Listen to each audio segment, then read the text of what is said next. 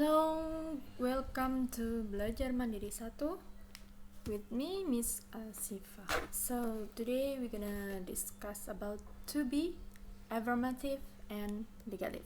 Let's go. The first we're gonna this section about the meaning. Jadi kita akan membedah maknanya dulu, apa itu to be, apa itu affirmative, dan apa itu negatif. Jadi dalam bahasa Inggris, to be itu mempunyai fungsi yang cukup penting dalam penggunaannya, yaitu sebagai kata penghubung antara subjek dengan predikat. To be sendiri itu dapat berarti adalah, atau bahkan tidak berarti apapun karena hanya sebagai kata penghubung. Nah, kalau dalam bahasa Indonesia, kita biasanya mengenal pola SPOK atau subjek, predikat, objek, dan keterangan. Nah, kalau dalam bahasa Inggris sendiri, to be ini tidak menempati salah satu itu, tidak menempati subjek, predikat, objek maupun keterangan. Tapi to be ini pure sebagai kata penghubung antara subjek dengan predikat. Nah, gitu. Lanjut, yaitu affirmative. Affirmative adalah kalimat pernyataan atau biasa disebut kalimat positif. Kalimat yang tidak mengandung kata tidak. That's called as affirmative. Dan selanjutnya adalah negatif.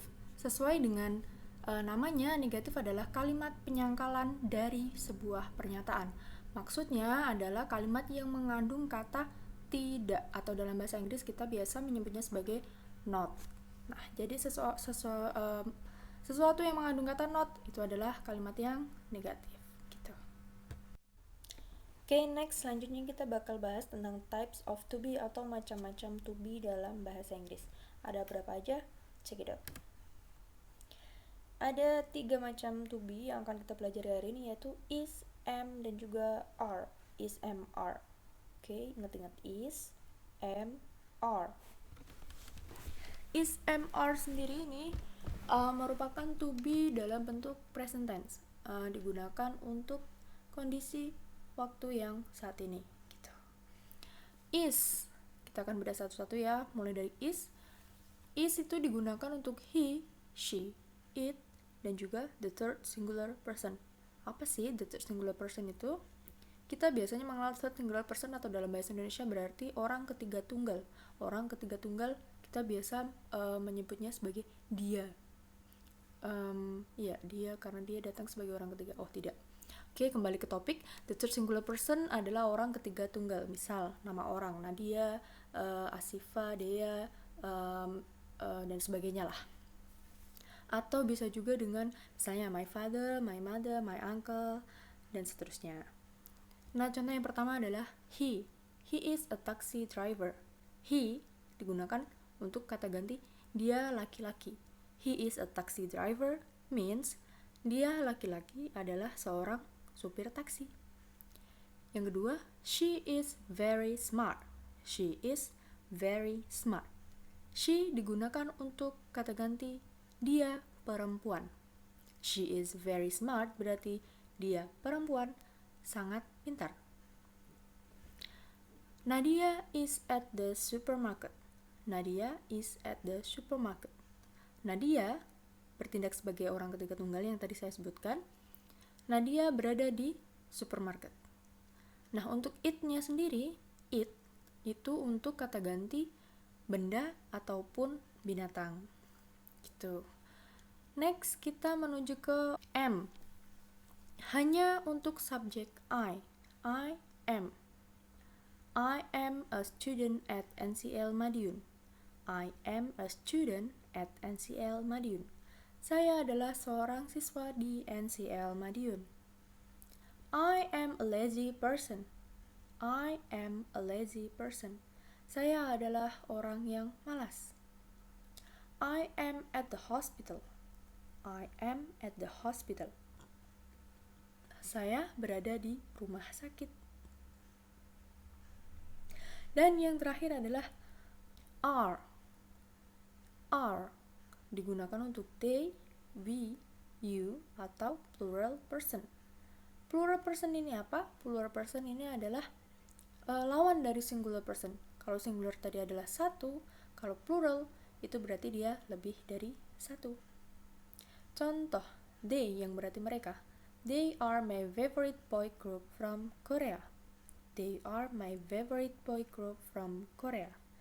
Mereka adalah grup laki-laki favoritku dari Korea. We, yang berarti kita atau kami, we are so famous at school. We are so famous at school. Kita sangat terkenal di sekolah. You, ini artinya bisa kamu, bisa juga kalian.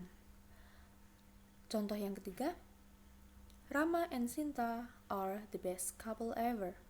Rama and Sinta are the best couple ever. Lumis tadi katanya kalau nama orang dia merupakan the third singular person. Harusnya pakai is dong. Oke, kalau Rama doang, Rama tok, nggak ada n-nya, nggak ada dan, dia merupakan orang tunggal. Dia cuma Rama seorang. Nah, kalau Rama tok, dia menggunakan is, Rama is, bla bla bla. Nah, karena dia mempunyai orang lain di sisinya, Rama and Sinta, yang berarti Rama dan Sinta, berarti ada dua orang. Jadi kita menggunakan are, karena mereka adalah plural person. Rama and Sinta are the best couple ever. Oke, gitu. Paham? Paham.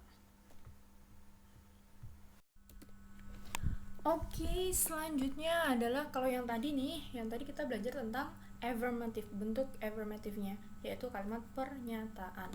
Nah, yang ini kita akan belajar tentang penyangkalan dari kalimat pernyataan atau kalimat negatif. Ciri kalimat negatif adalah, ya di sini kita menemukan not, yang artinya adalah tidak atau bukan.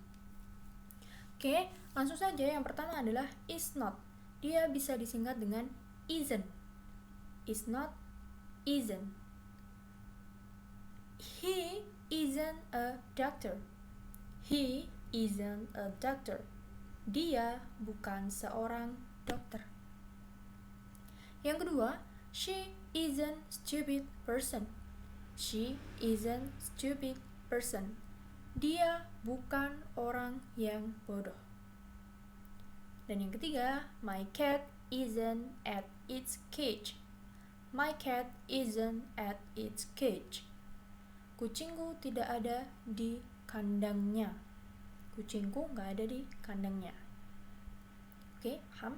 Yang kedua adalah am not. Dia tidak bisa disingkat amn't. Tapi M-nya ini kalau mau disingkat, M-nya ngikut ke I, jadinya I'm not a firefighter. I'm not a firefighter. Aku bukan seorang pemadam kebakaran. Yang kedua, I'm not good at singing. I'm not good at singing. Aku tidak pandai dalam bernyanyi. I'm not at his office. I'm not at his office. Aku tidak berada di kantornya.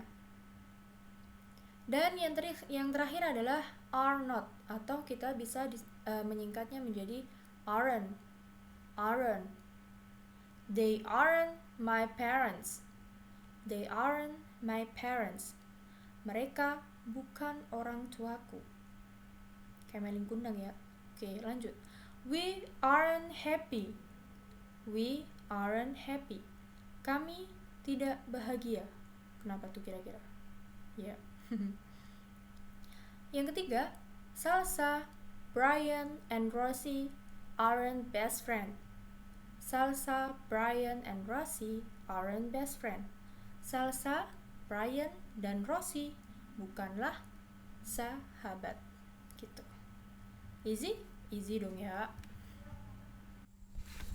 So, kita masuk ke bagian terakhir, yaitu resume atau kesimpulan.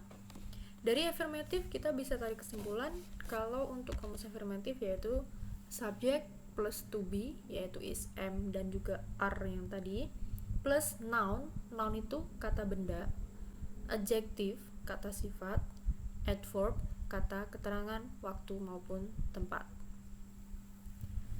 Yang negatif rumusnya hampir sama dengan yang affirmative, bedanya kita cuma menambah not di belakang to be. Jadinya subject plus to be plus not plus noun, adjective ataupun adverb gitu. Noun itu ya seperti apa? Noun itu misal yang tadi contohnya yang di depan tadi adalah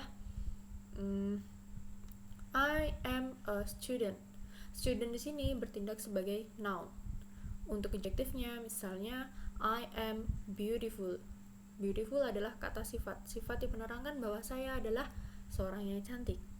Adverb adalah kata keterangan, bisa tepat, bisa juga waktu. Misalnya, the dinner is at 7 p.m. Nah, at 7 p.m. ini menerangkan kata keterangan waktu. Atau yang kata keterangan tempat adalah I am at the hospital. Nah, itu untuk contoh dari adverb itu sendiri. Oke, jadi itu bedanya antara noun, adjektif, dan juga adverb. Oke, itu dia pelajaran kita hari ini tentang belajar mandiri 1, to be, affirmative, and negative. Thank you for watching.